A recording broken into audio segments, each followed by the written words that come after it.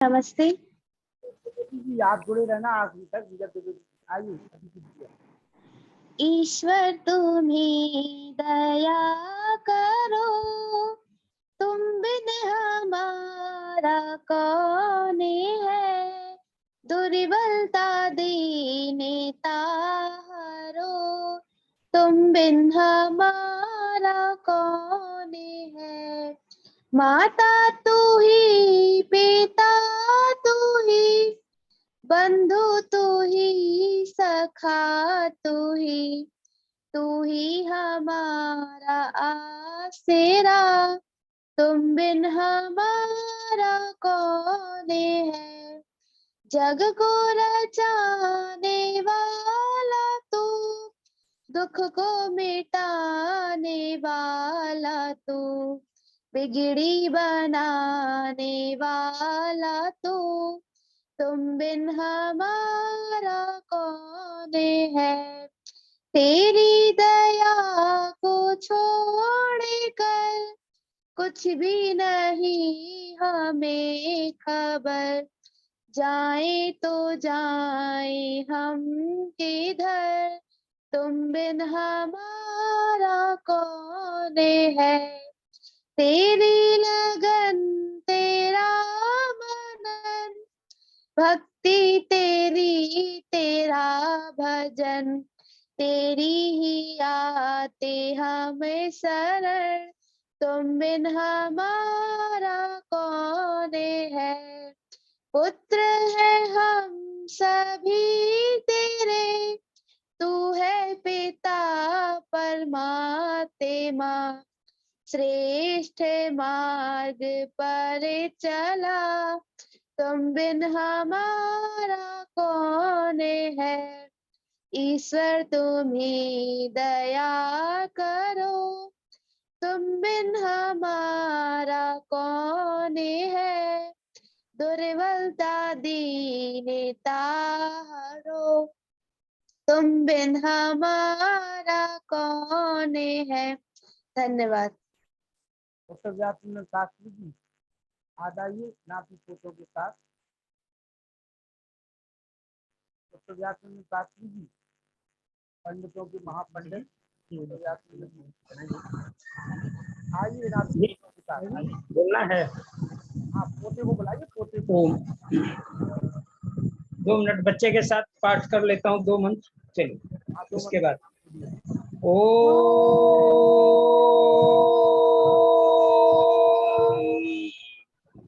ओम भूर्भुवः स्वः तत्सवितुर्वरेण्यं भर्गो देवस्य धीमहि धियो यो नः प्रचोदयात्। ओम विश्वानि देव सवितर्दुरिता विपरासुः यद्भद्रं तन्नः सुवं। ओम हिरण्यगर्भः समवर्तते भूतस्य जातः पतिरेतुरासे सोदाधार पृथिवीं व्यामुते मां कस्मै देवाय विधेम। अंतिम। ओम अग्नेनाय सुपथाराये अस्मान् विश्वानि देवयुनानि विद्वान् यो यो यस्मज्जोहोरारवेणो भूयिष्ठान्ते नम उक्तिं विधेम। ओम शांति शांति शांति। आइए सम्मानित डॉक्टर व्यासनंद शास्त्री जी 5 मिनट का समय आपके पास जाएगा जी।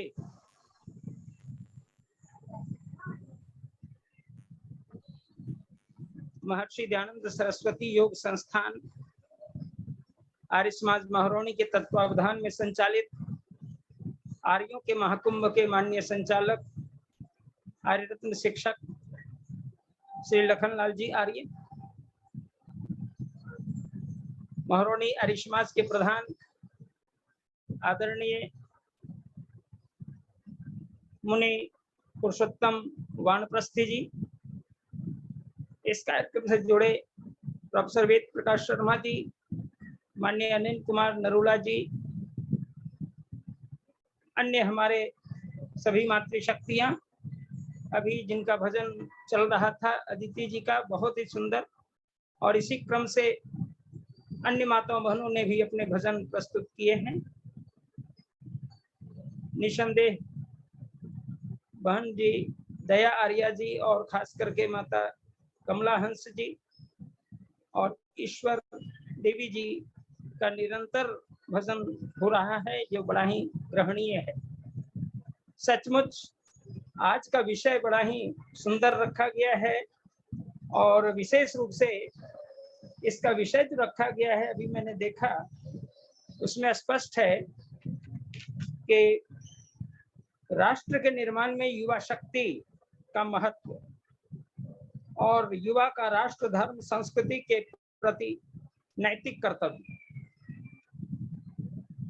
इस पर हमारे आचार्य सतीश जी जो केंद्रीय प्रभारी हैं युवा भारत संगठन के पतंजलि योगपीठ हरिद्वार, वो अपने विचार तो रखेंगे ही, लेकिन 2 मिनट में केवल भूमिका के तौर पर अपनी बात रख रहा हूँ।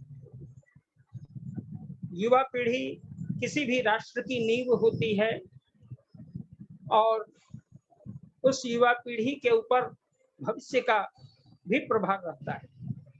भविष्य कैसा होगा युवा पीढ़ी पर निर्भर करता है। जिस देश की युवा सांस्कृतिक और धार्मिक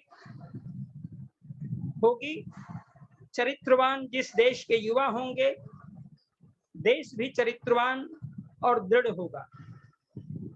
इसलिए युवा की शक्ति राष्ट्र की शक्ति कही जाती है।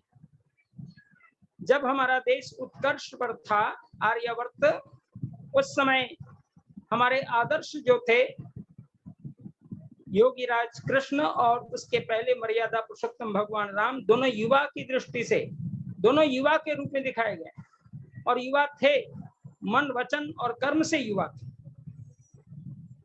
क्योंकि युवा शब्द का जो संबंध है वह यु मिश्रण अमिश्रणयो धातु से बनता है। यु धातु है, अर्थात युवा वही है जो अच्छाइयों को जोड़े और बुराइयों को तोड़े, मिश्रण करे और अमिश्रण करे, अर्थात जो बुराइयों को तोड़ता है और अच्छाइयों को जोड़ता है, निसंदेह वही युवा कहलाता है। और युवा का शरीर से संबंध तो है ही, लेकिन उससे अधिक संबंध मन पर से है, क्योंकि मन जितना जिसका सबल है, मन जितना दृढ़ है, शिव संकल्पी है, कुछ कर गुजरने की शक्ति रखता है, वस्तुतः वह युवा मन कहलाता है। और वह व्यक्ति भी युवा हो जाता है जब उसके मन भी ऊंची तरंगें राष्ट्र निर्माण की बात की ओर जाती हैं। निसंदेह वेद भगवान का आदेश है, तन्मे मनः शिव संकल्पमस्तु। यह पंक्ति न केवल उपासक के लिए बल्कि विश्व के प्रत्येक नागरिक के लिए है, और भारत के लिए तो यह प्राण का काम करता है। इसलिए यहाँ के ऋषि मुनि साधु संत महात्मा सभी लोग तन्मे मनः शिव संकल्प मस्तु के आदर्श को धारण करते रहे हैं, और युवा प्रवर्तक महर्षि ध्यान जी महाराज ने अपने संपूर्ण जीवन में इस सत्य को अपनाया था। और यही कारण है कि उनके पीछे बहुत विरोधी शक्तियां लगी, लेकिन उन्होंने सत्य कथन से अपने को नहीं मोड़ा, और साथ ही साथ वेद का पक्ष उन्होंने पूरी तरह से उपस्थित किया, क्योंकि वेद ही सत्य सनातन है, वेद के ग्रंथ सत्य सनातन है, और परमात्मा की कल्याणी वाणी वेद है। इसलिए वेद के प्रमाण हो जाने के बाद अन्य प्रमाण की आवश्यकता कम है। जब वेद के प्रमाण हमें नहीं मिलते तो अन्य शास्त्रों के प्रमाण खोजने पड़ते हैं, इसलिए कि वेद स्वतः प्रमाण है। सूर्य का प्रकाश यदि आ जाए तो दीपक जलाने की आवश्यकता प्रकाश के लिए नहीं होती। इसलिए वेद भगवान ने सब कुछ दिया। और युवा की जो महत्ता है, परमात्मा ने भी युवा सृष्टि इसलिए की थी कि युवा से ही आगे सृष्टि आगे बढ़नी है। अगर वृद्ध सृष्टि कर दी जाए तो उससे आगे सृष्टि मैथुनी रूप से नहीं चल सकती, और बच्चे को पैदा कर दिया जाए तो पोषण के लिए फिर माता पिता बनाने होंगे। इसलिए युवम सृष्टि अजायत, और खास करके ऋग्वेद के अंदर स्पष्ट प्रमाण है कि न तो सृष्टि बच्चा हुई और न वृद्ध हुई, तो बीच का जो है युवा वही सिद्ध हो जाता है। इसलिए युवम सृष्टि अजायत बात के ग्रंथों में आया। निसंदेह इस युवा सृष्टि के माध्यम से परमात्मा भी इसका संबोधन करते हैं, और परमात्मा को हर समय युवा माना गया है वेद के अंदर, और वह संदेश संकेत कर रहे हैं कि हमें भी युवा बनना चाहिए। और युवा शरीर से नहीं होता, युवा मन से होता है। 80 वर्ष के वीर कुंवर सिंह को भी युवा कहा जाता है, और उनकी तलवार इस विरोधी ताकत के प्रति उठी थी, और जब उन्हें गोली लगी थी उनके बाएं बाह पर, तो उन्होंने अपने ही हाथ से बाह को काट करके गंगा जी को चढ़ा दिया था। इतनी वीरता थी। इसलिए आवश्यकता है, और हमारे वीरों में खास करके पंडित दामोदर सातवलेकर जी लिखते हैं, और उसके अलावे अन्य भाष्यकार भी लिखते हैं। वे सभी इस तथ्य को स्वीकार करते हैं कि हमें वेद की ओर जाना चाहिए, जिसमें युवा मन की पूरी चेष्टा और निष्ठा है। हम अपने मन के अंदर पवित्र भाव रखें, तभी हमारा युवा राष्ट्र, धर्म और संस्कृति की रक्षा में तत्पर हो सकेगा, उसके अंदर नैतिकता का भाव जग सकेगा। इसलिए युवा को चरित्रवान, युवा का आहार विचार शुद्ध, और साथ ही साथ युवा को हर दृष्टि से पवित्र भाव रखने चाहिए। हमारे आदर्श राम और कृष्ण है, उन्होंने अपने जीवन को पवित्र बनाया था। हमारे बजरंगबली जिसकी चर्चा आज घर घर गांव गांव चौक चौराहे पर हो रही है, वह भी पूर्ण वैदिक थे। ब्रह्मचर्य जीवन उन्होंने धारण किया था, और उसके बाद उन्होंने अष्ट सिद्धियों की प्राप्ति की। इसलिए आवश्यकता है कि युवा वर्ग अपने पूर्वजों के महत्व को रखते हुए, और साथ साथ हमारे जितने भी खास करके मठ मंदिरों के देवता हैं, वे सभी युवा दृष्टि से देखे गए हैं, और हमारे क्रांतिकारी वीर सैनिकों ने अपनी युवा शक्ति के द्वारा इस देश को स्वतंत्र किया है। आइए हम युवाओं को अपने कर्तव्य का बोध कराएं, से भगाएं, चरण में प्रवीण कराएं। जी, इन्हीं शब्दों के साथ बहुत बहुत आभार, बहुत बहुत धन्यवाद कि आपने प्रारंभ में समय देकर मुझे उपकृत किया। बिना किसी भूमिका के संसार के रचैया, पाया न पार केरा, कहाँ है तेरा बसेरा, कहाँ है तेरा बसेरा। कहते ऋषि मुनि जन तू हर जगह रमाए, ना कोई तेरा दफ्तर, ना कोई तेरा मकान है। संसार के जीव जंतु में डाले हुए हो डेरा, कहाँ है तेरा बसेरा, कहाँ है तेरा बसेरा। संसार के रचैया, पाया न पार तेरा, कहाँ है तेरा बसेरा, कहाँ है तेरा बसेरा। कितना बता दो स्वामी, पाऊं तो पाऊं कैसे, मंदिर व मस्जिदों में जाऊं तो जाऊं कैसे। दुश्मन ये मन के साथी, दुश्मन ये मन के साथी, डाले हुए हैं घेरा, कहाँ है तेरा बसेरा, कहाँ है तेरा बसेरा।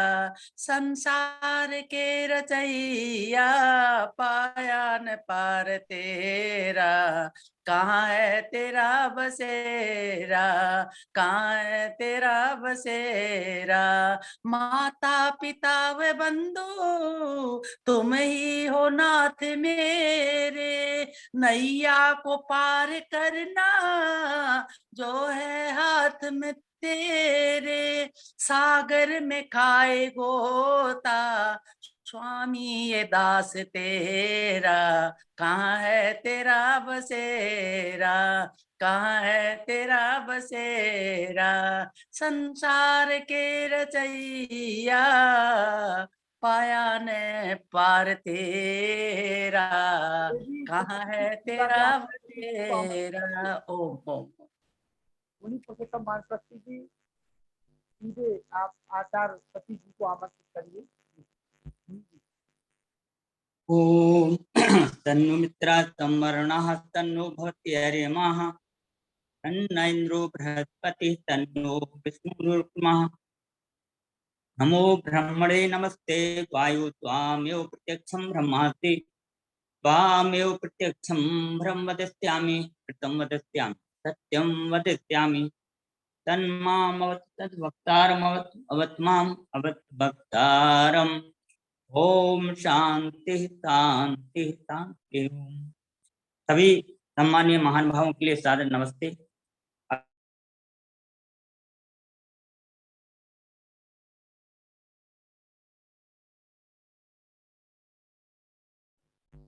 चलिए, मेरी आवाज आ रही है सबको? चलिए, केंद्रीय युवा प्रभारी सम्मानित सतीश जी आप आए। सम्मानित सतीश जी जी जी आदरणीय, आवाज आ रही है? आइए, वीडियो खोल लीजिए आप अपना। और हम सभी का सौभाग्य है कि हमारे बीच में केंद्रीय प्रभारी युवा भारत संगठन पतंजलि योग की सरकार आचार्य सतीश जी, हम सभी लोग सुनेंगे। आइए, स्वागत। भजनों की प्रस्तुति हमारे आइए सतीश जी, स्वागत है। ओम प्रणाम, सभी को नमस्ते। और आज का यह संवाद एक दिव्य भव्य संवाद, और उसमें आप सब लोगों के साथ जुड़ने का सौभाग्य। और यद्यपि मेरा कोई बड़ा परिचय आदरणीय लखनलाल आर्य जी के साथ और आप सबके साथ उतना नहीं है, बहन अनुपमा जी के माध्यम से उन्होंने मेरा कहीं से नंबर लिया, उन्होंने मेरे से कॉल की, तो ऐसा कि हम एक सब मिलकर हर रोज संवाद चलाते हैं। तो उसमें यदि आप जुड़ना चाहें तो आप हमारे साथ आके संवाद करेंगे तो सबको अच्छा लगेगा। तो मैंने आदरणीय लखन लाल आर्य जी का जो प्रस्ताव था, सुझाव था, अच्छा लगा, और उसके आधार पे ही फिर मैं आज आपके साथ सबके साथ जुड़ा हुआ हूँ। और इसमें मैं देख पा रहा हूँ कि हमारी माता दया आर्य जी है, हमारे भारत स्वाभिमान के ईश आर्य जी हमारे राज्य प्रभारी हैं। यद्यपि मुझे ऐसी अपेक्षा, मतलब मुझे मेरी जानकारी में नहीं था कि आप लोग हर रोज सत्संग में जुड़ते हैं, तो मुझे अच्छा लगा। मुझे दोनों लोग किसी भी जुड़ते हैं। बहुत अच्छे, हमारे बहुत अच्छे। प्रचारक हैं कार्यक्रम के। तो और पूरा अपना एक आर्य परिवार और जितने भी आर्य बंधुजन जुड़े हैं, और विशेषकर हमारे जो आर्य रत्न शिक्षक लखन लाल आर्य जी हैं, उनको मैं बहुत बहुत साधुवाद धन्यवाद देता हूं कि उन्होंने मुझे अपनी एक संवाद करने का, अपनी बात रखने का अवसर दिया है। तो आइए इस दिव्य और पवित्र संवाद को आगे बढ़ाते हैं, और उससे पहले सब मिलकर परमपिता परमेश्वर का स्मरण करते हुए इस संवाद को आगे बढ़ाते हैं। तो एक बार लंबा गहरा श्वास लेकर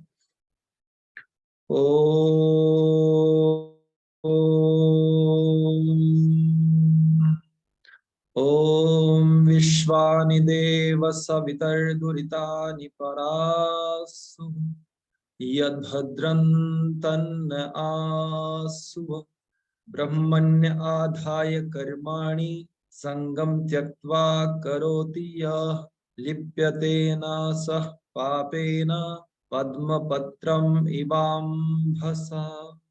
ओम शांति शांति शांति। तो पुनः सभी आर्य बंधुओं को मेरा बहुत बहुत नमन प्रणाम। और जैसा कि आज का हमारा विषय है, युवाओं का राष्ट्र के लिए के निर्माण में क्या भूमिका है, और उनको जो अपनी युवा शक्ति है उसका कितना महत्व हमारे राष्ट्र के लिए है, और उनका अपने देश धर्म संस्कृति राष्ट्र के प्रति क्या कर्तव्य है। आज का ये विषय हमें रखा है। छोटा सा परिचय मैं आपको अपना देकर अपनी बात आगे बढ़ाता हूँ। यद्यपि मैं कोई बहुत कोई बड़ा विद्वान आचार्य नहीं हूँ, हम तो सिर्फ महाराज श्री के परम सत्य महाराज श्री के दास हैं, उनकी शरणागति में है, और उनके शरणागति में रहकर जो हमने अपने शास्त्रों से, जो अपने गुरुओं से जो हमने सीखा है, जो हमने ऋषि परंपरा से, अपने गुरु जनों से जो सीखा है, उसी का कुछ भाग आपके साथ साझा करने का प्रयास करूंगा। देखिए, आज का हमारा विषय है युवा। आज हमारा देश संसार का सबसे ज्यादा युवा देश है। आज कहा जाता है कि 65% आबादी हमारे देश की युवा है। इसके लिए हमें निश्चित रूप से गौरवान्वित होना चाहिए, निश्चित रूप से ये हमारे लिए गौरव का विषय है। लेकिन साथ में के साथ हमें ये भी अपना थोड़ी सी एक जिम्मेवारी समझते हुए ये भी चिंतन करना आवश्यक है, ये भी एक विश्लेषण करना आवश्यक है कि जो हमारी 65% युवा आबादी है, और 65% युवा आबादी होने के बाद एक राष्ट्र की जो एक गौरवान्वित स्थिति होनी चाहिए, गौरवमयी स्थिति होनी चाहिए, एक उन्नत स्थिति होनी चाहिए, क्या वैसा परिणाम हमें मिल रहा है? और यदि वैसा परिणाम हमें नहीं मिल रहा है तो उसके पीछे कारण क्या है, और जो कारण है उनका फिर निवारण क्या है, उसी विषय में हम आपसे थोड़ा संवाद करेंगे। तो 65% युवाओं का देश होते हुए भी आज भारत की जो युवाओं की स्थिति है, एक बार हम उस पर थोड़ा सा चिंतन कर लेते हैं। पिछले दिनों एक 12 अगस्त को वर्ल्ड स्किल डे था, उस पर महाराष्ट्र का, जैसे आप सब जानते हैं कि इंडिया टीवी पर कार्यक्रम आता है जो 8 से 8:30, उस पर यह बताया जा रहा था कि हमारे 71% युवा कोई किसी प्रकार की फिजिकल एक्टिविटी नहीं करते। हमारे 54% युवा पूरी तरह से आलसी है। हमारे 60 से 70% युवा नशे की चपेट में है। हमारे लाखों युवा 15 से 25 की आयु के जेलों में भरे पड़े हैं। तो ये जो युवाओं की स्थिति है, ये निश्चित रूप से हमारे लिए एक दयनीय स्थिति है, चिंतनीय स्थिति। और यदि इसके लिए हम किसी को जिम्मेवार कहें, इसके लिए हम किसी को जिम्मेवार ठहराएं, तो वो कौन लोग हैं? और उनके पीछे यदि मैं अपने व्यक्तिगत विश्लेषण से ये जान पाया कि उनके पीछे हम सब हैं। हम सब का तात्पर्य कि जो भी इस राष्ट्र में रह रहा है, जो भी अपने इस राष्ट्र में रहकर यहाँ के अन्न जल से बड़ा हुआ है, क्योंकि ये हमारा एक सामूहिक उत्तरदायित्व है कि इस देश की युवा पीढ़ी को हम सही दिशा में लेकर चलें और उनको एक सही रास्ते पर, उनको ऋषियों के रास्ते पर हम लेकर चलें। तो कहीं ना कहीं एक जागरूकता के अभाव में, एक सही मार्गदर्शन के अभाव में आज युवाओं की ये स्थिति है।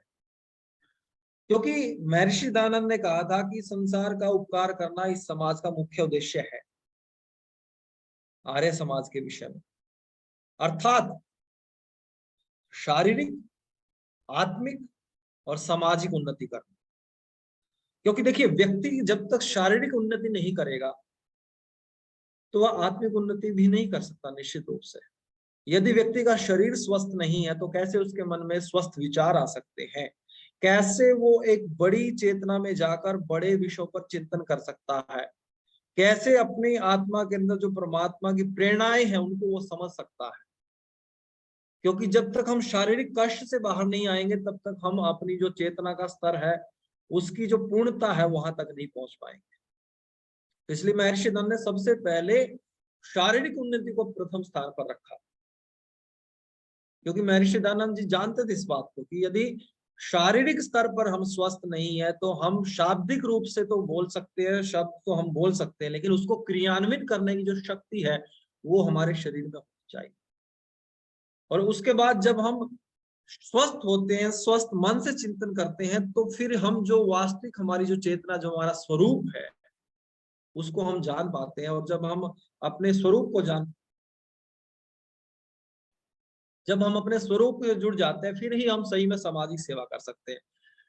तो सबसे पहले हमारे शरीर का ही निर्माण होता है जब हम संसार में आते हैं। फिर धीरे धीरे हमारे संस्कार बनते हैं बच्चे के।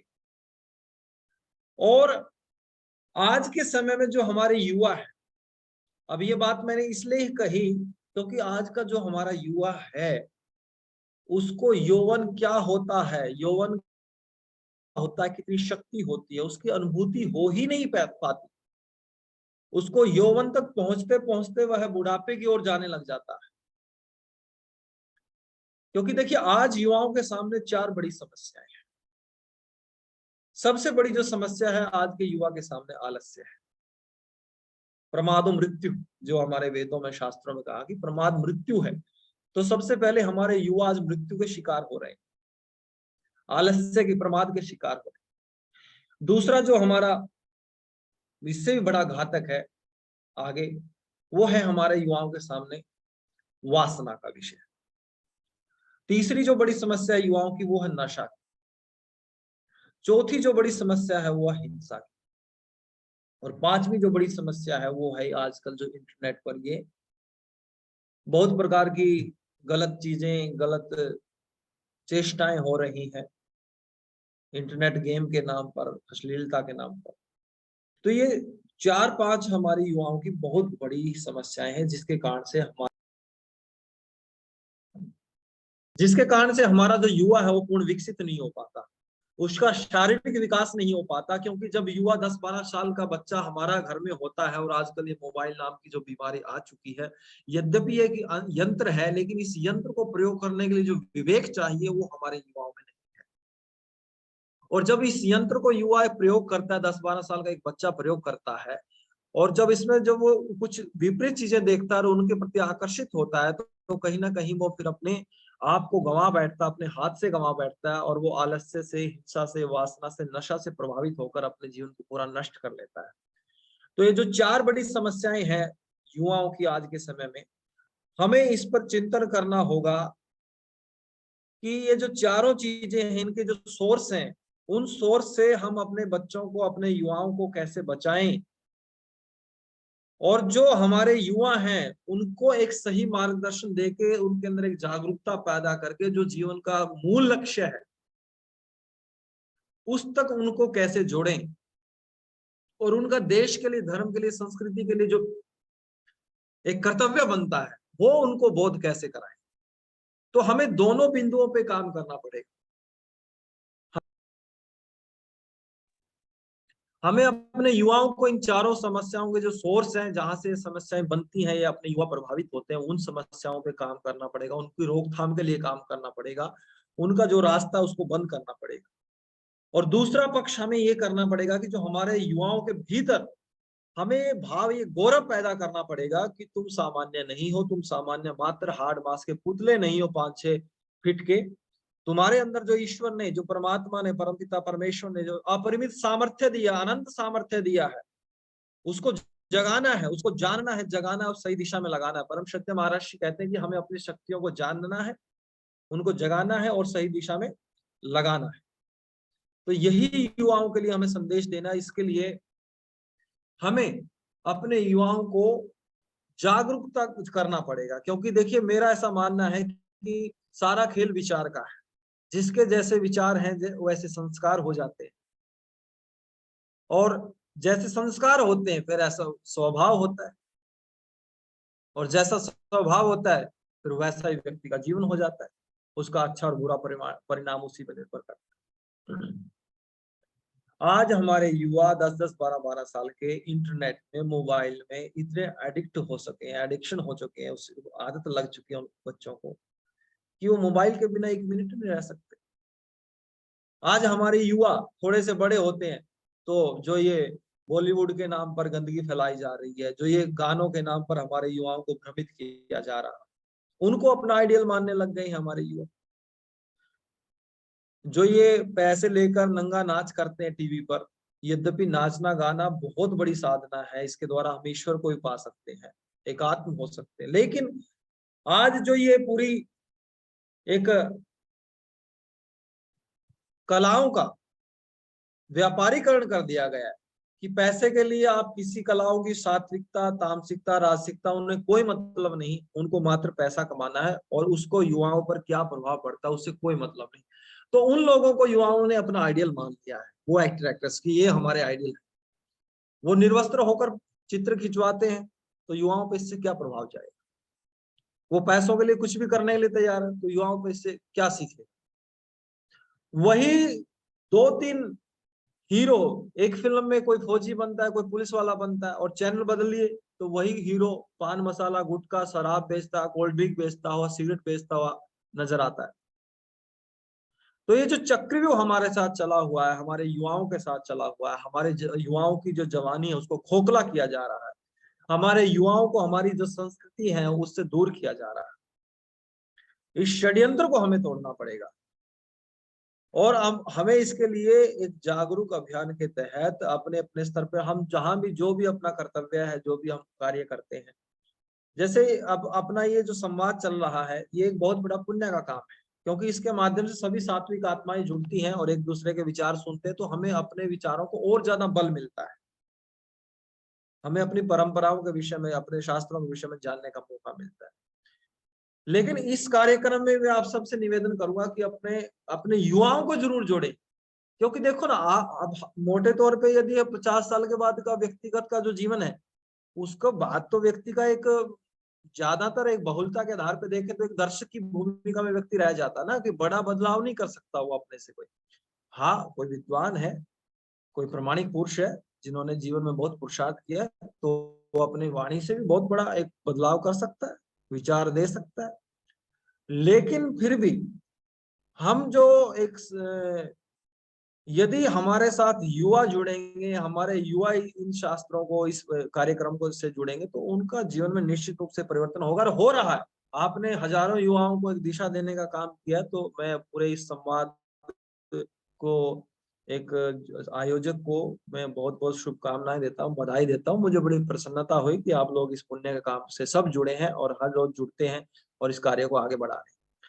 तो मैं निवेदन कर रहा था कि जो हमारे युवा हैं वो हिंसा में है, वासना में है, नशे में। आज देख लीजिए नशा गाँव में, बीड़ी, सिगरेट, सुल्फा, गांजा, डोडे, जो भी जितना भी कबाड़ा होता है वो सब हमारे युवा लेते हैं। उन सब के मूल में ये कारण है कि उनके अंदर जीवन का जो लक्ष्य है उसके प्रति कोई जागरूकता नहीं है, उनको जीवन के विषय में कोई बोध नहीं है, और उनको अपने शास्त्रों के विषय में, अपने ऋषि परंपराओं के विषय में कोई बोध नहीं। ये मुख्य कारण है, क्योंकि जो व्यक्ति एक बार शास्त्र से जुड़ गया, जिसने एक बार अपने शास्त्रों का अध्ययन कर लिया, या मात्र कुछ दिनों के लिए भी कुछ श्रीमद् भगवत गीता का पाठ किया है, 9 उपनिषदों को पढ़ा है, पंचपाणिनि को पढ़ा है, षड दर्शन को पढ़ा है, अपने चारों वेदों के कुछ श्लोकों को, मंत्रों को पढ़ा है, तो वह जीवन के सार को समझ लेता है। तो आज ये जो हमारे युवा हैं, युवा पीढ़ी है, इतने युवा शक्ति होने के बाद भी आज कहीं ना कहीं हम भारत में जो बदलाव होना चाहिए वैसा बदलाव हम नहीं देख पा रहे। उसके पीछे एक जागरूकता की कमी है, और उसके लिए एक प्रैक्टिकल होने की कमी है। मात्र संवाद करना, विश्लेषण करना, ये भी पहला पक्ष है किसी भी कार्य का, चिंतन करना, योजना बनाना, लेकिन ये पहला पक्ष है। इसका दूसरा पक्ष ये है कि हम धरातल पर आकर चीजों को कार्य करें। मैं ये नहीं कह रहा हूं कि आप ऐसा कार्य कोई नहीं कर रहा होगा, बस मेरे को जो एक व्यक्तिगत अनुभूति है उसके आधार पर मैं अपनी बात रख रहा हूं। यद्यपि आप लोगों का ये जो कार्य, ये भी एक प्रैक्टिकल और इससे एक जागरण अभियान हो रहा है, लेकिन इससे आगे बढ़कर भी हमें धरातल पर आकर, सम्मुख होकर, अपने सभी कार्यों को द्वितीय स्थान पर रखकर प्राथमिकता देते हुए हमें अपने इस युवाओं के कार्यों को आगे बढ़ाना है, और उनका जो ये जो 4 बड़ी समस्याएं हैं इनसे उनको बाहर निकालना है। क्योंकि यदि आज हमने युवाओं को नहीं संभाला, तो आंकड़े ये बताते हैं, MSPOI जो हमारी भारत की बहुत बड़ी संस्था है, उसके आंकड़े ये बताते हैं कि आज हमारे 15 से 35 वर्ष के युवा 100 में से 37 लोग हमारे 15 से 35 के बीच के हैं, और आने वाले 2036 तक ये 15 से 35 के युवा 100 में से 34 रह जाएंगे। इसका संकेत क्या है? इसका तात्पर्य यही है कि वर्तमान में आज हमारे पास युवा शक्ति है। आज हमारा देश पूरी दुनिया में युवाओं का देश है, लेकिन आने वाले 15 साल बाद, 14-15 साल बाद हमारा देश युवाओं का देश नहीं रहने वाला है। तो आज जो हमारे पास ये स्वर्णिम काल है, जो हमारे पास ये सृजन की शक्ति इतनी बड़ी हमारे पास है, इस शक्ति को कैसे हमें प्रयोग करना है, इसमें हमें बहुत बड़ी भूमिका निभाने की आवश्यकता है। और पतंजलि योगपीठ के माध्यम से, जैसे पतंजलि योगपीठ के 5 संगठन, भारत स्वाभिमान, पतंजलि योग समिति, महिला पतंजलि योग समिति, युवा भारत, हमरो स्वाभिमान, तो उसमें अपना एक युवा भारत संगठन है। और युवा भारत संगठन की जो सेवा का उत्तरदायित्व है वो परम श्रद्धेय महाराज जी ने हमें दिया है केंद्र स्तर पर। और उसके साथ हमारे लाखों युवा हमारे देश भर में जुड़े हैं। उनको हम योग से जोड़कर, उनको हम जागरूक करके, अपने शास्त्रों से जोड़कर उनके भीतर जो सही में जो सामर्थ्य है उसको जगाने का काम कर रहे हैं। तो ऐसे ही उसमें हम सबको सहभागी बनना है। और अपने युवाओं को देखो, आदमी, युवा क्या है? युवा एक शक्ति है, ऊर्जा है। यदि उसको सही डायरेक्शन दे दी तो वो सृजन में लगेगी, यदि उसको सही डायरेक्शन नहीं मिली तो वो विनाश में लगेगी। अब 18-19 साल का बटुकेश्वर दत्त भी युवा था, भगत सिंह भी युवा था 23 साल का, जिनकी जो शक्ति थी, जो ऊर्जा थी, जो जवानी थी, उसको सही दिशा मिली, उसको सही संस्कार मिले बचपन से, तो वो देश के काम आए। और आज हम सब संवाद कर पा रहे हैं स्वतंत्र रूप से, तो उसी का एक बड़ा परिणाम है। और उसके लिए हमें हमेशा कृतज्ञ रहना चाहिए अपने पूर्वजों का, अपने देशभक्तों का, अपने ऋषियों का। महर्षि दयानंद, स्वामी विवेकानंद, वो अपनी युवावस्था में बचपन से अच्छे संस्कार थे, इसलिए आज 100 साल बाद भी महर्षि दयानंद को हम अपने गौरव से याद कर रहे हैं, स्वामी विवेकानंद।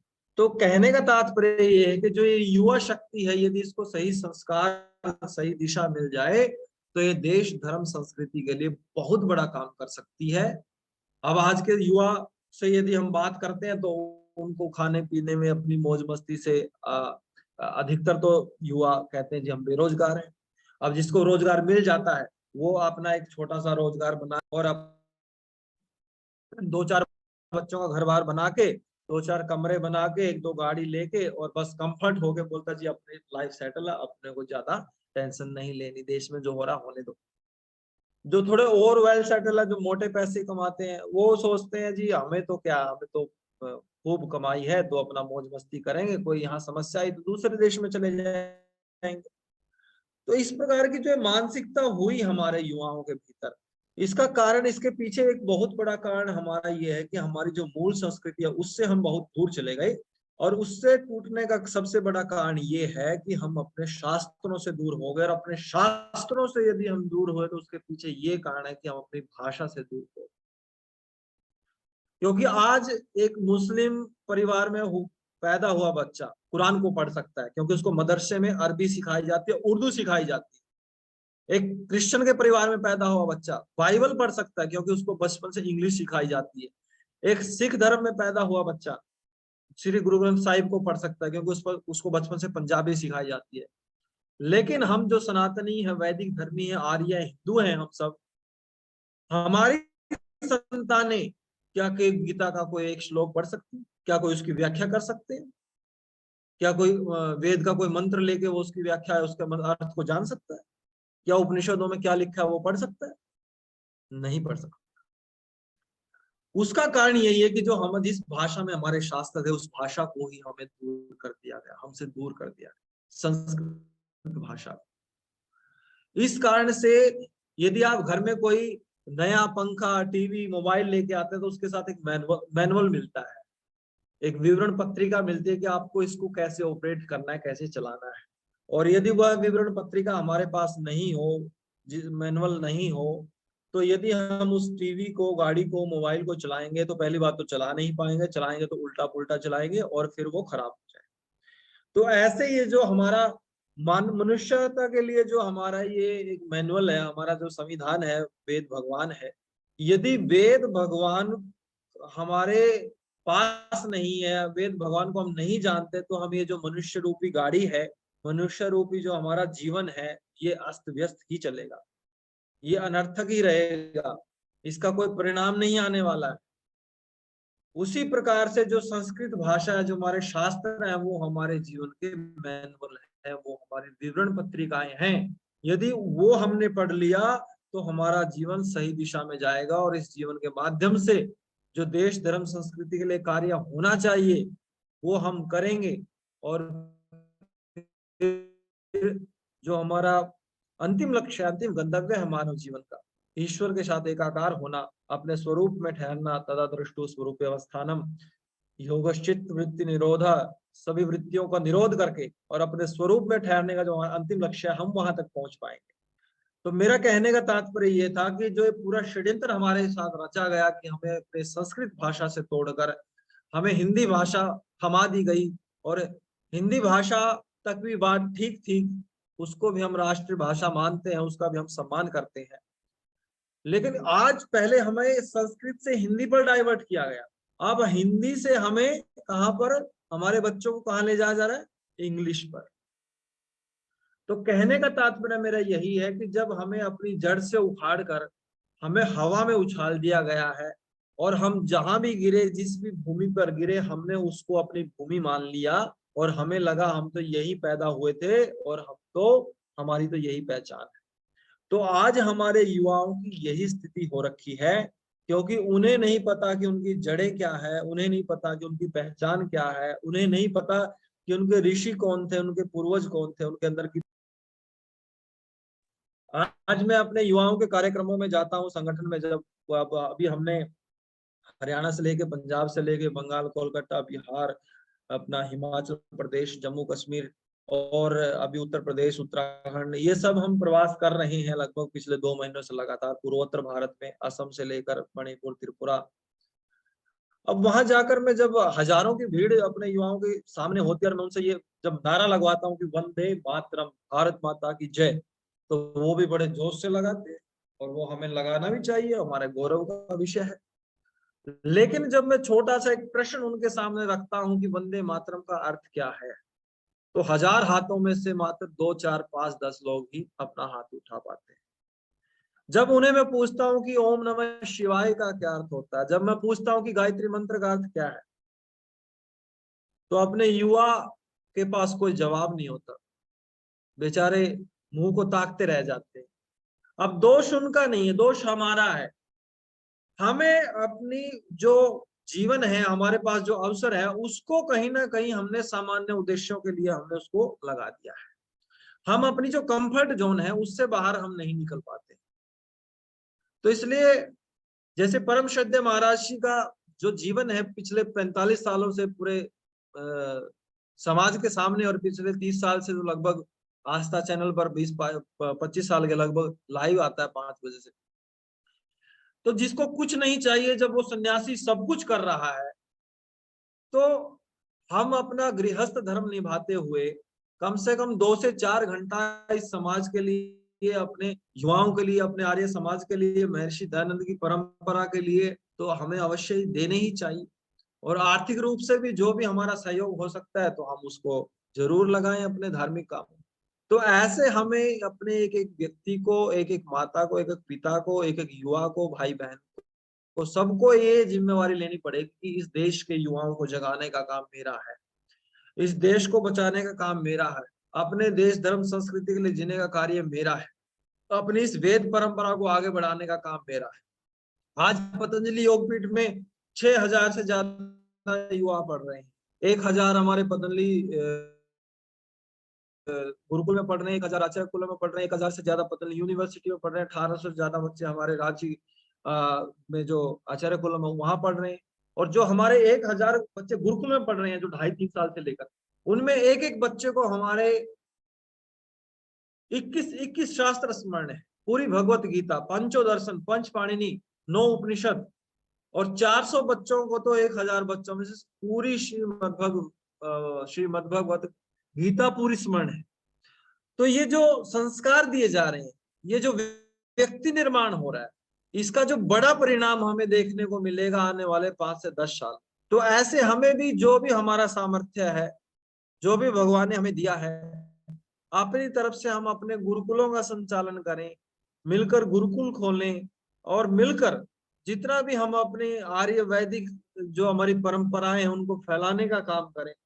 तो ऐसे आप सब कर भी रहे हैं। मैं ये बातें आपके माध्यम से इसलिए कह रहा हूं क्योंकि आपके साथ, एक एक व्यक्ति के साथ सैकड़ों सैकड़ों हजारों हजारों लोग जुड़े हैं, आप सामान्य व्यक्ति नहीं हैं। तो हम इन बातों को लेकर हमें आगे चलना है, हमारी गुरुकुल पद्धति को हमें गौरव देना है।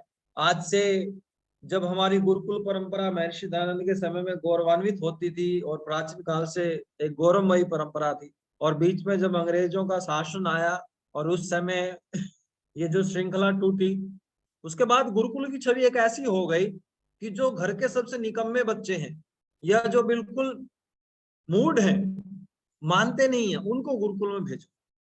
गुरुकुलों की पहचान ये हो गई थी। परम श्रद्धेय महाराज जी के प्रयासों से आज गुरुकुल में पढ़ाने के लिए लाइन लग रही है। आज पतंजलि गुरुकुल में माता पिता अगर ये कहते हैं कि जी हमारे बच्चों को पढ़ा लो, आप चाहे कुछ भी करके आप हमारे बच्चे का एडमिशन लें, तो ये जो गुरुकुलों के प्रति जो गौरव पैदा हुआ है, ये एक बड़ा परिवर्तन है। और ये महाराज जी का जो अखंड प्रचंड पुरुषार्थ है उसका परिणाम है। तो ऐसे ही हमारे जैसे अभी हमारे आर्य समाज में सब हमारे आर्य वीर हैं, जो भी हमारी आर्य बहनें हैं, आर्य माताएं हैं, आर्य बंधुजन हैं, तो वो सब मिलकर पुरुषार्थ कर रहे हैं। लेकिन उनका जो पुरुषार्थ है उसमें और ज्यादा हमें एक संगठन की आवश्यकता है, आपस में मिलजुल कर आगे बढ़ने की आवश्यकता है। अपने जो हमारे व्यक्तिगत चीजें हैं, व्यक्तिगत कहीं ना कहीं हमारी जो आवश्यकताएं हैं, उनको हमें पीछे कर कर अपने समाज को, अपने राष्ट्र को आगे रखकर, अपने देश धर्म को आगे रखकर, अपने महर्षि दयानंद के सिद्धांतों को आगे रखकर, अपनी वेद परंपरा को आगे रखकर, अपनी शास्त्र परंपरा, ऋषि परंपरा को आगे रखकर हमें अपने कार्यों को करना है। और ये बात थी हमारी कि जो हमारी युवाओं की जो समस्या है वो, और उनसे हमें उनको कैसे बाहर निकालना है, इसके लिए हम युवा भारत के माध्यम से बहुत बड़ा कार्य करने जा रहे हैं। और आने वाले एक साल में हमारा लक्ष्य है कि हम 10 लाख युवाओं को अपने साथ युवा भारत के माध्यम से जुड़ेंगे और उनको भोग से, रोग से निकालकर हम योग से जोड़ने का काम करेंगे। क्योंकि जो व्यक्ति सुबह सुबह उठकर 1 घंटा योग प्राणायाम ध्यान साधना कर लेगा, संध्या हवन, फिर वो दिन भर पूरी ऊर्जा से भरा रहेगा और उसके मन में कभी भी निम्न चेतना में नहीं जिएगा, वो हमेशा उच्च चेतना में रहेगा, ऋषियों की चेतना में रहेगा। और ये परिवर्तन हमने देखा है। और मैं कोई आर्य समाज का बड़ा प्रवक्ता या मुझे कोई अधिकार नहीं है कि मैं कोई टिप्पणी करूं आर्य समाज पर, लेकिन मैं देखता हूं कि अपने आर्य बंधु भी अपने नाम के पीछे जातिगत टाइटल लगाते हैं। जब महर्षि दयानंद ने सबको आर्य बोल ही दिया और हम आर्य हैं ही, तो फिर इसमें क्या पीछे आगे लगाने की आवश्यकता है। मैं पिछले 7 सालों से पतंजलि योगपीठ में रह रहा हूं। मेरे साथ जो भी हमारे विद्यार्थी भाई पढ़ते हैं, 7 साल से जो मेरे पास कक्ष में रहते हैं मेरे साथ, आज तक ना तो उन भाइयों को मेरी जाति का पता और ना मुझे उनकी आज तक जाति का पता। तो ऐसे हमें अपने जो जातिगत आग्रह हैं या जो चीजें हैं, उनसे भी हमें अपने आप को भी बाहर निकाल कर अपने लोगों को जोड़ना है। जाति मुक्त भारत के या जाति छोड़ने के नारे तो बहुत लगते हैं, लेकिन उसका जो प्रमाणिक कार्य है वो पतंजलि योगपीठ में हो रहा है। पतंजलि योगपीठ में कोई भी जाति के आधार पर कोई फैसला नहीं लिया जाता। जिस व्यक्ति के अंदर योग्यता है उसका हमेशा स्वागत है। तो ऐसा महाराज जी का जो संकल्प है, परम श्रद्धेय महाराज जी महर्षि दयानंद जी के सपनों को लेकर चल रहे हैं और महर्षि स्वामी विवेकानंद के सपनों को लेकर चल रहे हैं।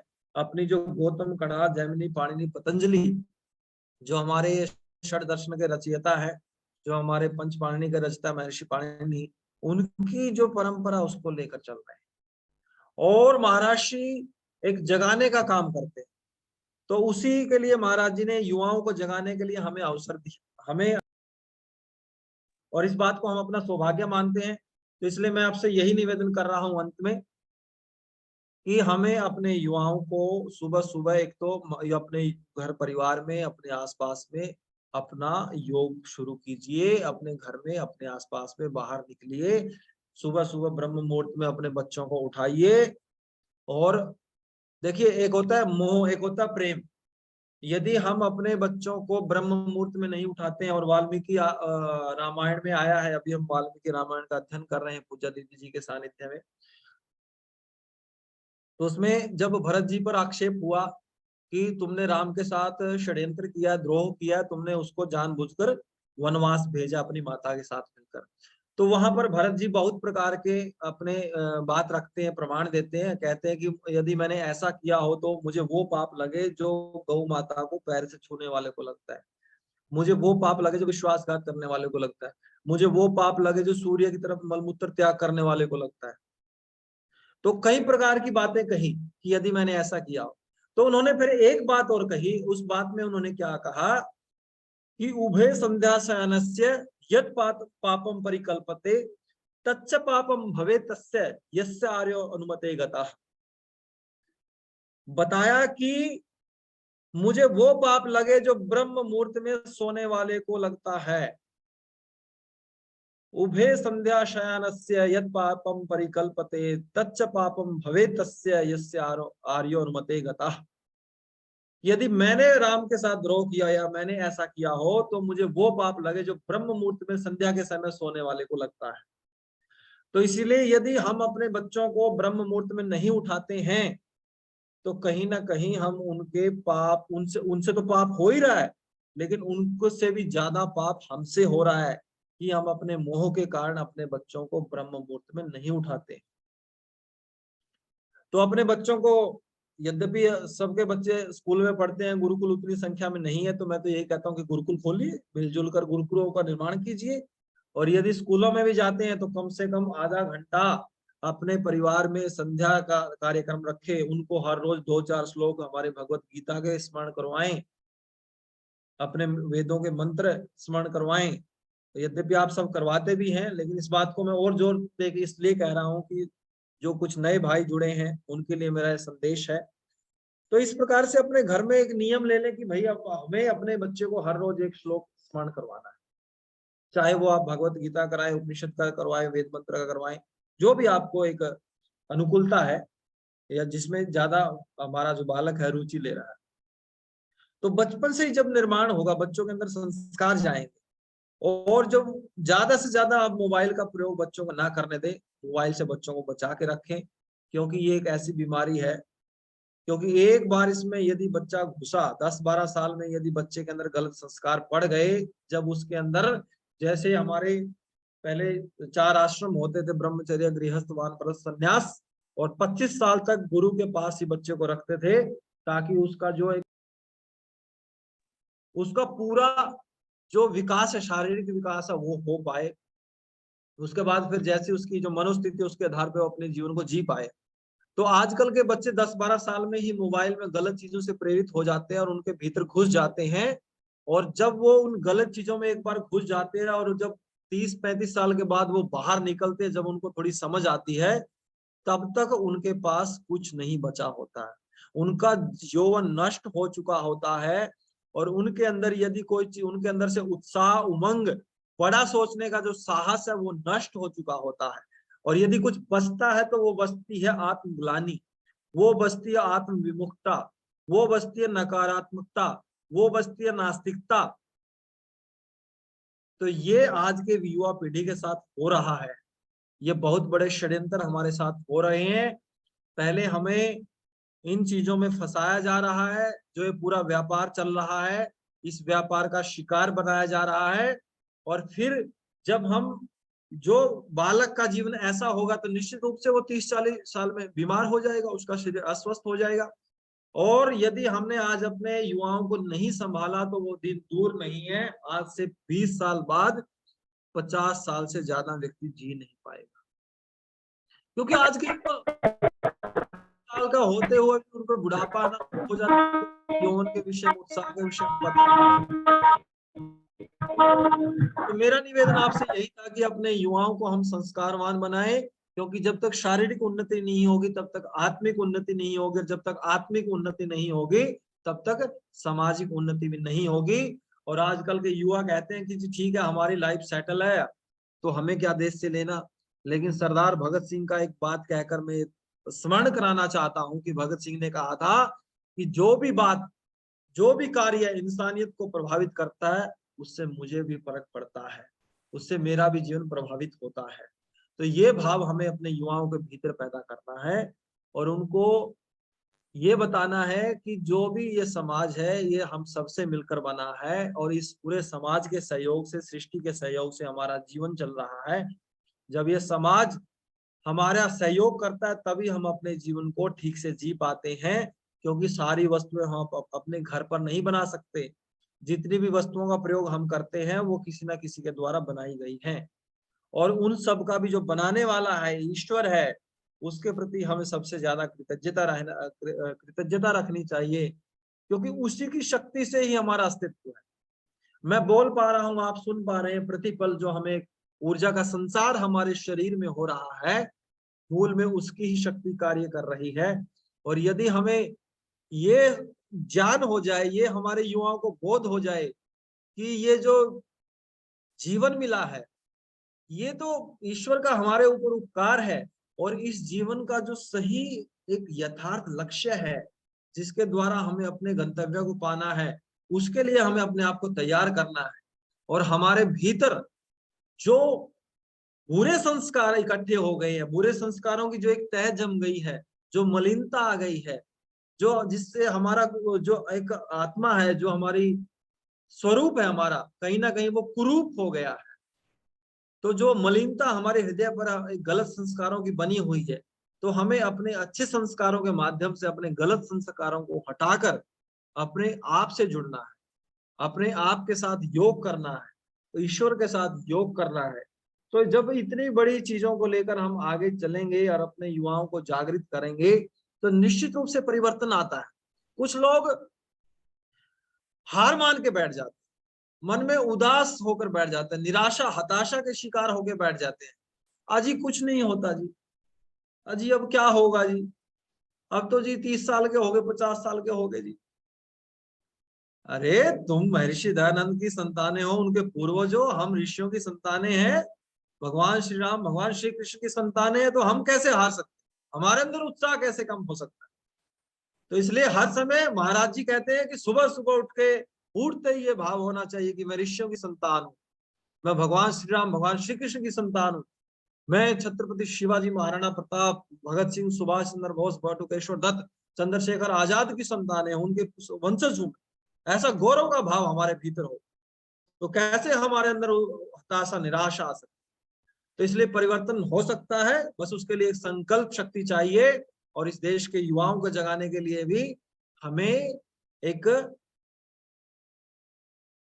योजनाबद्ध तरीके से अपने युवाओं को जगाना है। इसके लिए हम युवा भारत के माध्यम से योग के स्तर पर अपने युवाओं को आगे लेकर आ रहे हैं, उनको योग से जोड़कर, एक कंपटीशन से जोड़कर, प्रतियोगिताओं से जोड़कर उनको राष्ट्रीय स्तर पर खेलने का मौका मिलेगा। उसके द्वारा हम फिर सनातन रक्षा अभियान चला रहे हैं। सनातन रक्षा अभियान के तहत हम अपने युवाओं को ये बोध करा रहे हैं कि हम जो हमारी जो ऋषि संस्कृति है उससे जो हमारी धूमिल हो गई है, हमारे युवा उसको भूल गए हैं, उनका हम बोध करा रहे हैं कि जो हमारे ऋषि थे वो परम ज्ञानी थे, परम पुरुषार्थी थे, वो दरिद्र नहीं थे। हमारी परंपरा दरिद्रता की परंपरा नहीं है, हम तो ऐश्वर्यशाली हैं और हमारा तो ईश्वर ऐश्वर्यशाली है, हम तो ऐश्वर्य के उपासक हैं। हमारे तो नाम के आगे भी श्रीमान और श्रीमती लगता है, और श्रीमान इति श्री अस्य इति श्रीमान, श्री इति ऐश्वर्य, जिसके पास ऐश्वर्य है वो श्रीमान और जिसके पास ऐश्वर्य है वो श्रीमती। तो हमारी तो परंपरा ही ऐश्वर्य वाली है, तो हम कैसे दरिद्र हो सकते हैं। तो इसलिए हम हर प्रकार से अपने परमात्मा ने जो हमें शक्तियां दी हैं उनका प्रयोग करते हुए हम अपने कार्यों को निरंतर आगे बढ़ाते रहें और अपने देश धर्म संस्कृति के लिए जो भी आप योगदान दे सकते, आप आधा घंटा दीजिए, 1 घंटा दीजिए। जब चौपाल पे बैठकर आधा 1-1, 2-2 घंटे लोग गांव में ताश पीटते रहते हैं जिसका कोई मतलब नहीं है, जब शराबी आदमी, एक नशेड़ी आदमी 10-5 लोगों को, अपने नशे करने वालों को इकट्ठा कर सकता है, तो हम क्यों नहीं कर सकते जी। तो मेरा आपसे निवेदन यही है कि एक जैसे आप लोग सब जुड़े हैं तो आप थोड़ा थोड़ा आर्थिक सहयोग करके कोई आप गुरुकुल का संचालन कीजिए, कोई संस्था जो अपनी है उसको आगे बढ़ाइए और अपने आसपास भी 10, 20, 50 युवाओं को जोड़कर उनके माध्यम से उनको योग से जोड़िए, स्वच्छता अभियान से जोड़िए, नशा मुक्त जो रैली है वो निकालिए और संगोष्ठी कीजिए, युवाओं को अपनी शास्त्रों का, श्लोकों का सत्संग करवाइए, जैसे हम सब कर रहे हैं ऐसे ही अब साथ में अपने युवा बच्चों को जोड़िए। अब जितने महापुरुष बैठे हैं, मैं सबसे निवेदन करूंगा कि अपने बच्चों को भी जोड़ो इससे, उनको भी आधा घंटा निकाल के कहिए कि आर्य रत्न शिक्षक लखनलाल आर्य जी ने जो ये जो व्यवस्था की है इसका लाभ उठाइए, आप सबने मिलकर जो। तो इसलिए हम ना क्या करते हैं कि हम सोचते हैं जी जो ये सत्संग होता है ना, ये तो 50-60 साल के बाद करने की चीज है। ये जो योग है ना, ये तो 50-60 साल करने के बाद की चीज है, ये बचपन से करने की चीज है। सत्संग स्वाध्याय हमारे तो शास्त्रों का ही संदेश है, स्वाध्यायात्मा प्रमदितव्यम, स्वाध्याय से कभी प्रमाद नहीं करना चाहिए। तो इसलिए अपने युवाओं को, अपने बच्चों को हम बचपन से ही योग से जोड़ें, सत्संग से जोड़ें, स्वाध्याय से जोड़ें और उनको अपने महापुरुषों की प्रेरणा दें, अपने शास्त्रों से जोड़ें। फिर उनके भीतर एक बड़ा व्यक्तित्व जन्म लेगा और जो है ही है वो व्यक्तित्व उनका उभर के आएगा और हमारे बच्चे, हमारे युवा इस देश धर्म संस्कृति का कार्य करेंगे। आज देश के सामने बहुत सारी चुनौतियां हैं, लेकिन उन सभी चुनौतियों से लड़ने के लिए परम सत्य महाराज जी ने सभी जगह पे मोर्चा खोल रखा है और अपना भारतीय शिक्षा बोर्ड जो आज ये स्कूलों में, इंग्लिश स्कूलों में हमारे बच्चों की इंग्लिश प्रोग्रामिंग की जा रही है, उनको अंग्रेज बनाया जा रहा है, उनको भारतीय संस्कृति से दूर किया जा रहा है, उनके अंदर भारतीय संस्कृति के प्रति हीन भावना भरी जा रही है।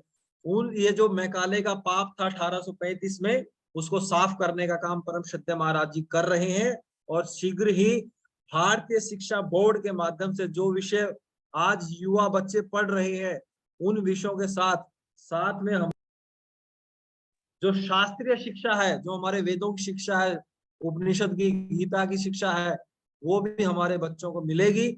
उससे पूर्ण रूप से हमारे युवाओं का निर्माण होगा और इस युवा निर्माण की यात्रा में हम सब मिलकर कार्य करेंगे।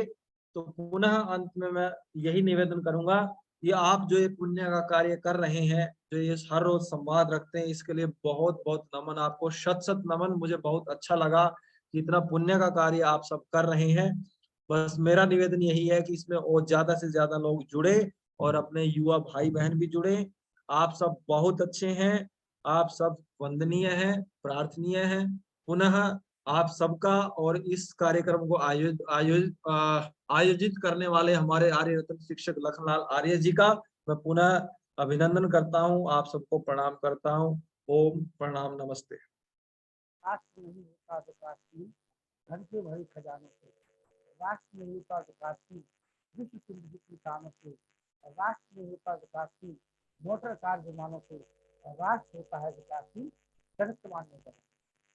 और इसी विषय को लेकर के आज हमारा सौभाग्य केंद्रीय युवा प्रभारी हमारे पतंजलि सम्मानित आचार्य सतीश जी ने जो अपनी बात रखी, जिससे हमारी आने वाली पीढ़ी के लिए, हमारे आने वाले कल के लिए बहुत ही महत्वपूर्ण है। और हम सभी को आचार्य जी के सूरज के बारे में संकल्प लेना चाहिए कि हम जो कर रहे हैं वो तो अच्छा कर ही रहे हैं और भी उसमें अपनी ऊर्जा को लगा करके कार्य को आगे बढ़ाने का कार्य करें। तभी हमारा आज का विषय था, तो संकल्प को हम यहाँ प्राप्त कर पाएंगे। बहुत बहुत आभार आपके। मैं निवेदन करूँगा हमारे युवा साथी भाई नीरज द्विवेदी जी, विकास सोनी जी जो शिक्षक साथी है, और शैलेश कुमार जी जो प्रधान है अलीगढ़ के, आप लोग आइए। नीरज कुमार द्विवेदी जी, ज्ञान प्रकाश सोनी जी जो शिक्षक साथी है, शैलेश कुमार जी जो प्रधान है हमारे, शैलेश कुमार जी अलीगढ़। लखनलाल आर्य जी, ध्वनि स्पष्ट नहीं आ रही है आपकी, कट के आ रही है बहुत ज्यादा। चलिए, आवाज कट के आ रही है थोड़ी सी, अभी आ रही है। कुमार जी क्या पा रही है?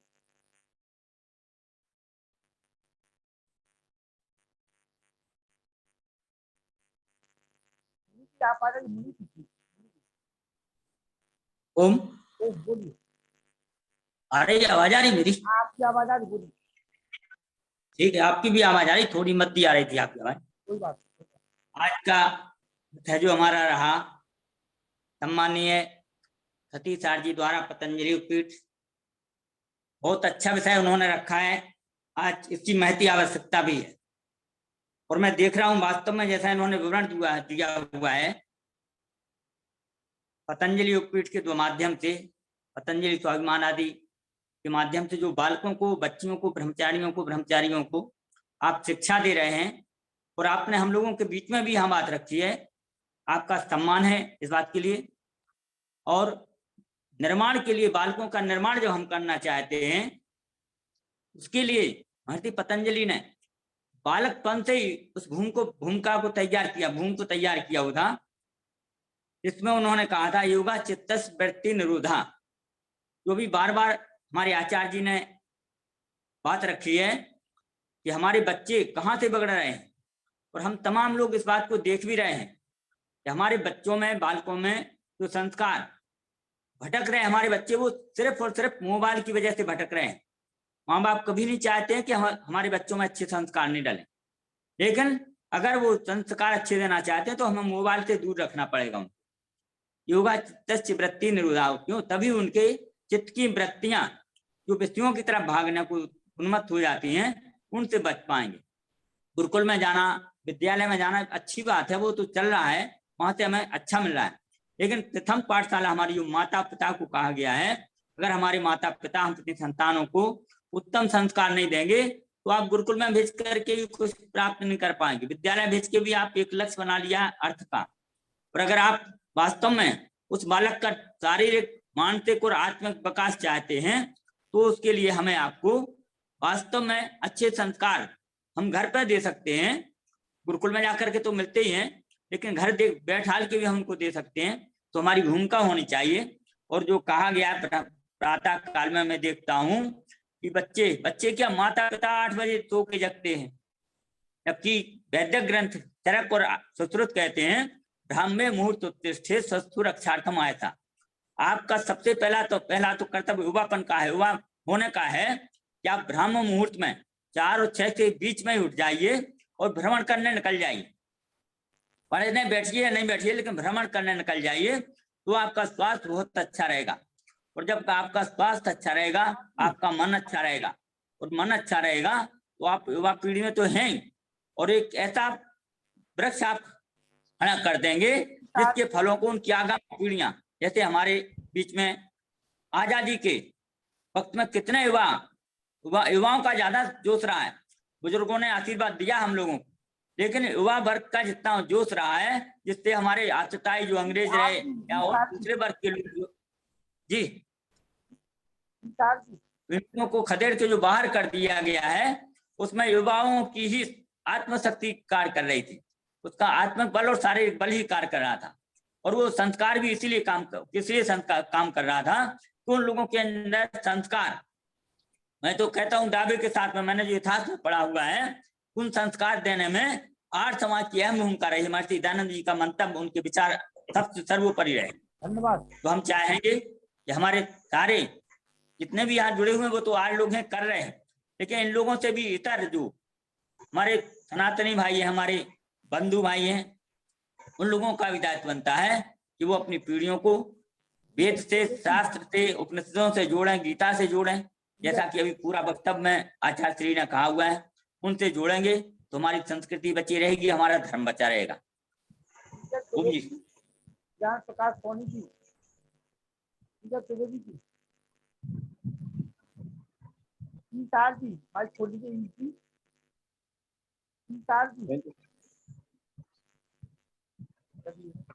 आइए जी। सभी के लिए नमस्ते जी।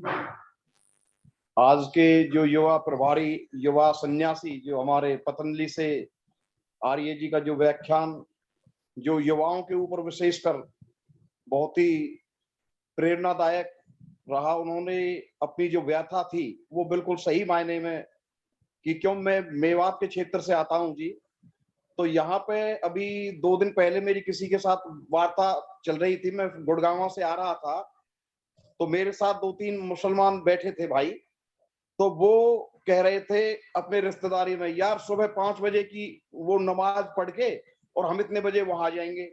फिर वो बोल रहे थे जी हमें थोड़ा टाइम लगेगा, यानी उनका बच्चा जब संभलता है तो शुरू से ही नमाज वो 2 टाइम 3 टाइम जो भी उनका है हमें नहीं पता, लेकिन अगर हम कोई जैसे अब आ रही है ये लखनलाल जी कोई संगोष्ठी ये जो प्रोग्राम चला रहे हैं, अगर इसमें कोई जुड़ता है तो क्या बोलेंगे, अरे यार अभी से ही भगत जी बनेगा, अभी से ही सन्यासी बनेगा। तो इस चीज को मूर्त रूप स्वामी हमारे जो रामदेव जी, उन्होंने इतना बड़ा कल्याण का कार्य, विश्व कल्याण का कार्य इतने बड़े लेवल पर, स्वामी ऋषि दयानंद के बाद अगर कोई इतनी बड़ी कोई वो परिवर्तन, और आने वाले 10-5 साल के बाद जैसा आर्य जी ने बताया था, संभवतया इतना बड़ा कार्य कहीं भी नहीं हो रहा पूरे विश्व कल्याण का जितना स्वामी जी कर रहे हैं।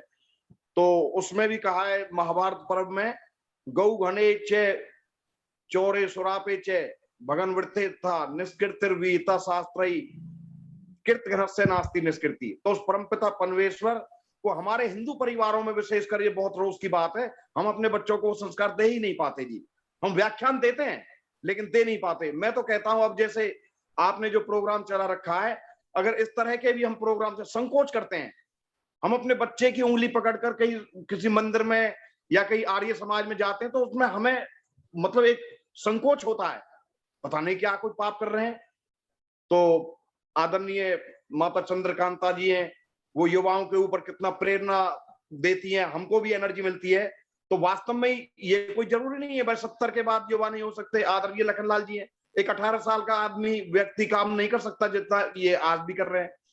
तो मैं तो आप सभी भद्र जनों को बार बार नमस्कार करता हूं। और ये स्वामी रामदेव की दया है जो मैं आपके साथ बैठा हूं।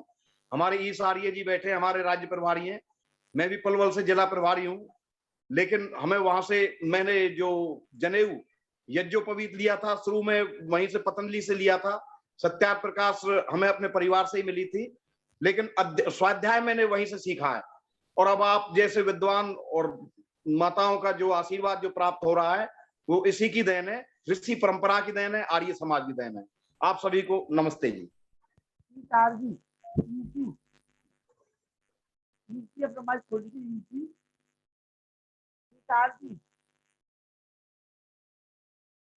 पास की आवाज पहुंच पाए।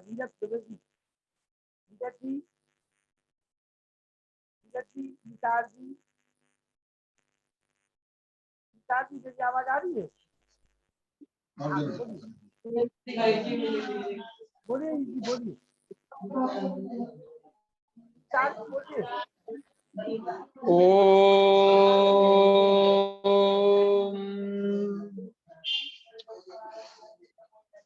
पूज्य आचार्य श्री ने आज हमारे समक्ष बहुत अच्छा उद्बोधन, बहुत अच्छा मार्गदर्शन किया। उसके लिए मैं पतंजलि परिवार हरियाणा की ओर से उनका हार्दिक अभिनंदन करता हूं। और आदरणीय हमारे आर्य रत्न भ्राता लखनलाल जी को भी बहुत बहुत शुभकामनाएं देता हूं कि वो प्रतिदिन हमारे लिए बढ़िया बढ़िया कोहिनूर हीरे ढूंढ कर लाते हैं और हमारे को घर बैठे ही इन सारी चीजों का रसास्वादन करवाते हैं।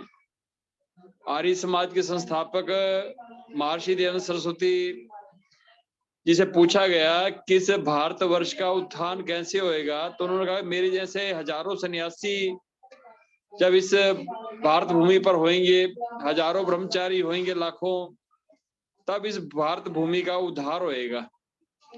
तो उसी परंपरा के आज पूज्य आचार्य सतीश जी हमारे समक्ष अपनी बात रख रहे थे।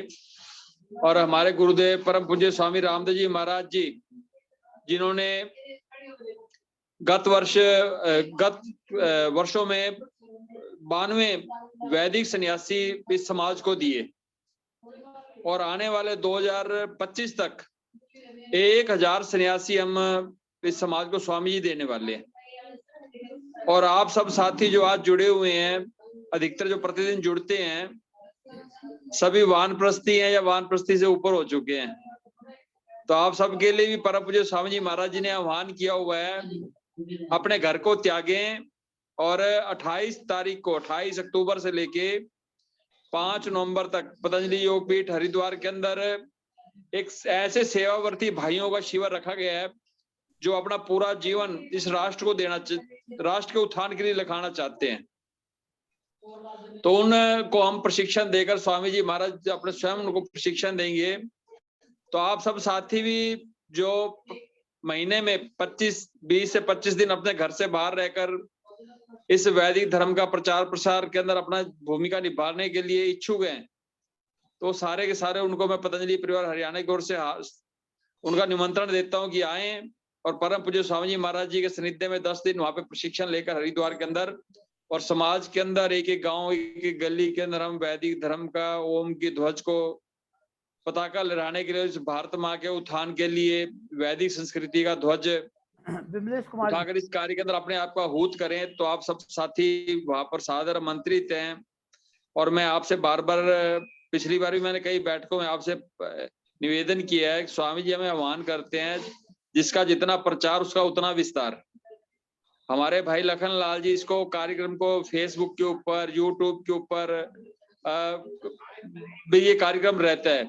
ये तो जूम बैठक है, हम सीधे जुड़े हुए हैं, परंतु हम उसके बैठक के अंदर इन कार्यक्रमों को बाद में भी सुन सकते हैं।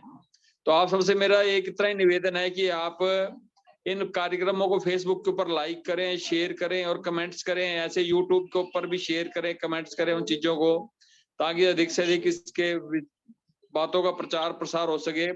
और आप सबको मैं पुनः आह्वान करते हुए कि जो 10वीं पास कोई ब्रह्मचारी आपके संपर्क में है, जो इस राष्ट्र सेवा के अंदर उनको दिशा नहीं मिल रही, तो उनको मैं पतंजलि योगपीठ सादर आमंत्रित करता हूं कि वो 27 तारीख शाम तक अपने वहां पर पहुंच। और मैंने लिंक भी शेयर किया है इस बैठक के अंदर, जिसके अंदर मैंने मोबाइल नंबर उनको सारी चीज दी है। आप वहां पर सीधा संपर्क करके, और जो हमारा संपर्क सूत्र है वहां पर सीधा संपर्क करने के लिए 8954 555 666 999 इस नंबर से आप हमारे सीधे वहां पे पतंजलि योगपीठ में संपर्क करके आप सीधे वहां पर आ सकते हैं। और टेलीफोन करके अपनी अग्रिम सूचना दे दें तो हमें किसी तरह की बाधा नहीं होगी व्यवस्था करने के अंदर, क्योंकि लगभग उस कैंप के अंदर 2000 से भी अधिक साथियों ने भाग लेना है पूरे भारत से। और भारत असम से भी आएंगे, तमिलनाडु से भी आएंगे, और जम्मू कश्मीर से भी आएंगे, और गुजरात से भी आएंगे, और मध्य प्रदेश से भी। चार पूरे भारतवर्ष से ऐसे पूर्णकालिक सेवावर्तियों को हमने उसके अंदर निमंत्रण दिया है, जो इस राष्ट्र सेवा के अंदर हूत करना चाहते हैं। तो मैं पुनः बहुत बहुत आभार व्यक्त करता हूँ, धन्यवाद करता हूँ पूज्य आचार्य जी का और आदरणीय भ्राता लखन जी का, जो हमारे को प्रतिदिन एक नए हीरे के साथ मिलवाते हैं। धन्यवाद। ओम शांति शांति शांति। ओम। विमलेश कुमार सिंह जी। जी, ओम नमस्ते सभी को। आज के मुख्य प्रवक्ता पूज्य आचार्य जी, परम श्रद्धेय संयोजक श्री लखनलाल जी एवं आभासी आर्यों के महाकुंभ में जुड़े हुए सभी आर्य और आर्याएं, ये हम लोगों का आज का जो कार्यक्रम जो राष्ट्रीय उत्थान के संदर्भ में युवाओं की भूमिका के संदर्भ में आचार्य जी ने दिए, बहुत ही गंभीर चिंतन के निकले हुए विचार हैं। इन पे जो है चल राष्ट्र का उत्थान हो सकता है। हमारे राष्ट्र के उत्थान के लिए युवाओं के संदर्भ में जो भूमिका निर्धारित की गई अपने शास्त्रों में, और जिन पर आज के समय में कार्य करने की महती आवश्यकता है, हम लोगों को इन सब विचारों को पुरुषार्थ के द्वारा अपने गांव, समाज, देहात हर जगह ले जाकर के युवाओं को तैयार करके ही राष्ट्रीय उन्नति हो पाएगी। तो इसलिए हम सबका ये दायित्व बन जाता है कि खुद भी पुरुषार्थी बने, युवाओं को भी पुरुषार्थी बनाएं, और नित्य नए युवाओं को जोड़ें अपने से, जिससे कि हमारे राष्ट्र का निर्माण संभव हो सके। बहुत बहुत धन्यवाद। ओम शम। माता चंद्रकांता जी। प्रिय वीर लखनलाल जी नमस्ते। नमस्ते। और मेरे सभी भ्राता युद्धवीर सिंह जी, विमलेश जी बड़ा अच्छा बोल के गए हैं, और युद्धवीर सिंह जी ने तो बहुत सुंदर उद्बोधन दिया। हमारे प्रमुख वक्ता आचार्य जी ने तो आज उद्बोधन करके सबको झकझोर दिया है कि आने वाली पीढ़ी को सुंदर बनाने के लिए हम लोगों को भी पुरुषार्थ, घर बैठे भी हम पुरुषार्थ कर सकते हैं। क्यों, कैसे कर सकते हैं? मैं तो इतना सोचती हूँ कि इस अवस्था में, जिस अवस्था में मैं हूँ, हम लोग अगर कार्य क्षेत्र में प्रैक्टिकल रूप से नहीं जा सकते तो मानसिक रूप से तो जा सकते हैं ना। आपके पास सारी उम्र कमाया हुआ कुछ भी तो धन होगा, मानसिक शक्ति होगी, वैभव होगा, कुछ होगा, उस हिसाब से आप गुरुकुलों को सहायता करें, गुरुकुलों को उत्थान की ओर ले जाएं। दूसरे बच्चे, आपके बच्चे पढ़ लिख गए हैं, ऊंचे बन गए हैं, ऊंचे ओहदों पर चले गए हैं, दूसरों के बच्चों को पढ़ाने में आप सहयोग करें तो कितना उत्तम कार्य होगा। सबसे बड़ा कार्य ये होगा, सबसे बड़ी सेवा ये है। आप जितना आप पढ़ा सकते हैं आस पड़ोस में बच्चों को शिक्षा दें, संस्कार दें, अपने क्रियाओं से, अपने कर्मों से। आप दैनिक याद करते हैं तो आसपास के बच्चों को साथ जोड़ें, संस्कार बनते हैं।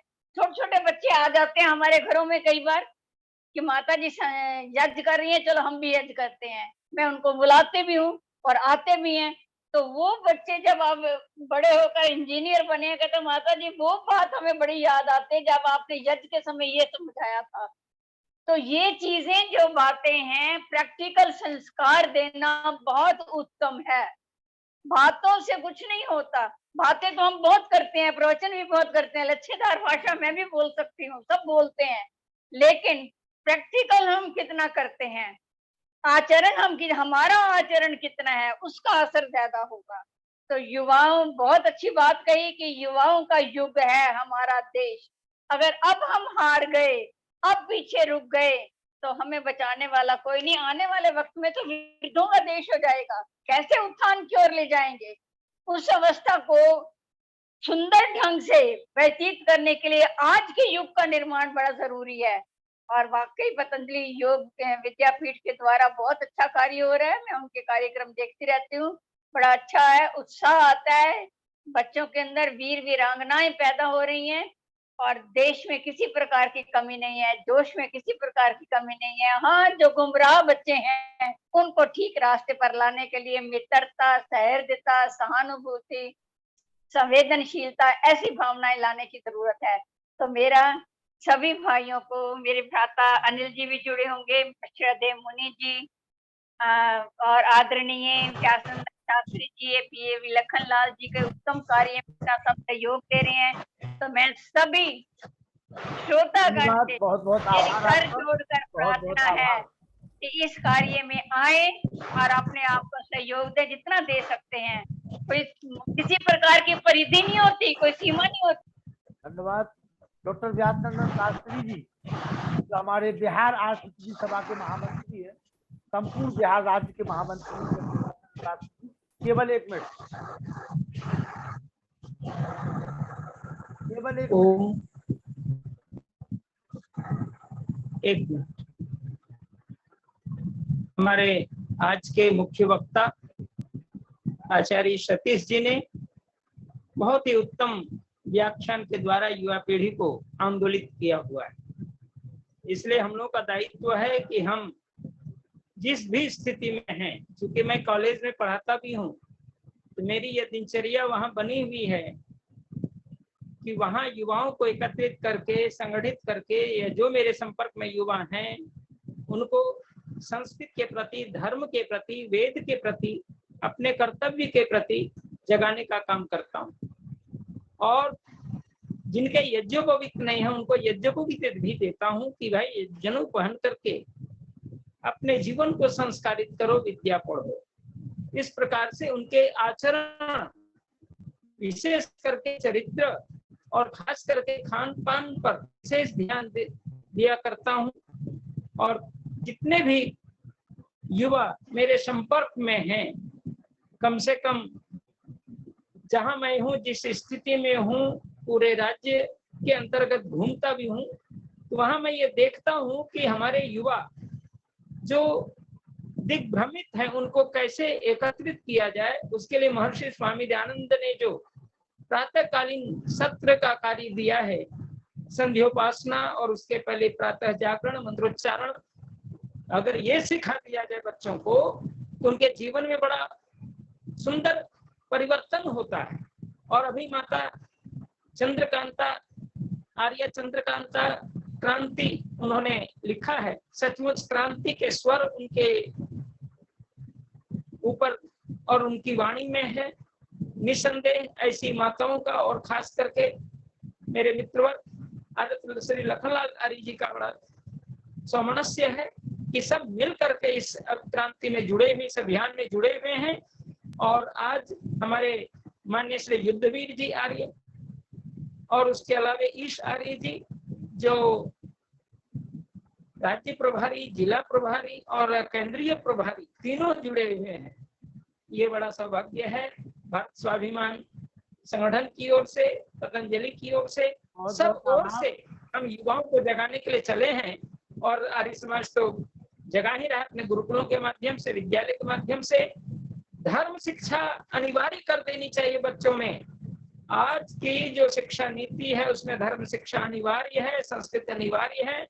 संस्कृत और धर्म शिक्षा लागू कर देने से बहुत कुछ ज्ञान बच्चों में आएंगे और उससे बहुत बड़ा परिवर्तन होना है। इन्हीं शब्दों के साथ बहुत बहुत आभार, बहुत बहुत धन्यवाद। और आज अब हम सभी लोग 2 मिनट का मौन धारण करेंगे और शांति पाठ करेंगे।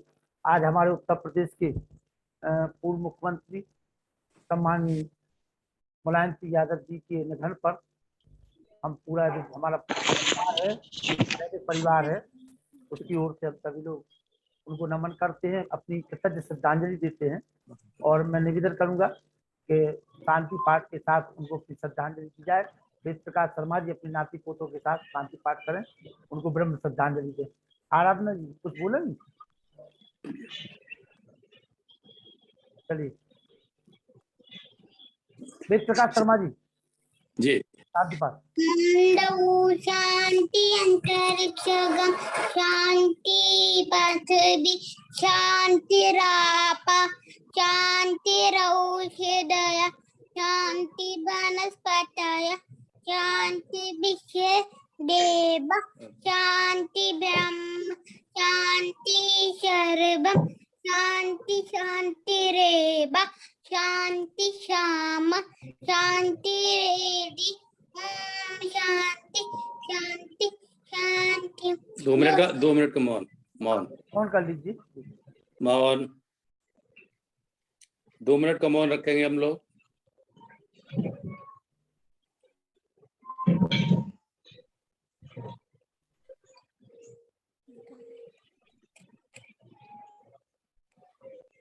ओम शांति शांति शांति। सभी को स्वागत। जय घोष नहीं करेगा आज, जय घोष नहीं होगा आज। चलिए आज कोई घोष नहीं होगा, आज रात है जी। तो रात भगवान उनकी आत्मा को शांति दे। हाँ आप सभी से।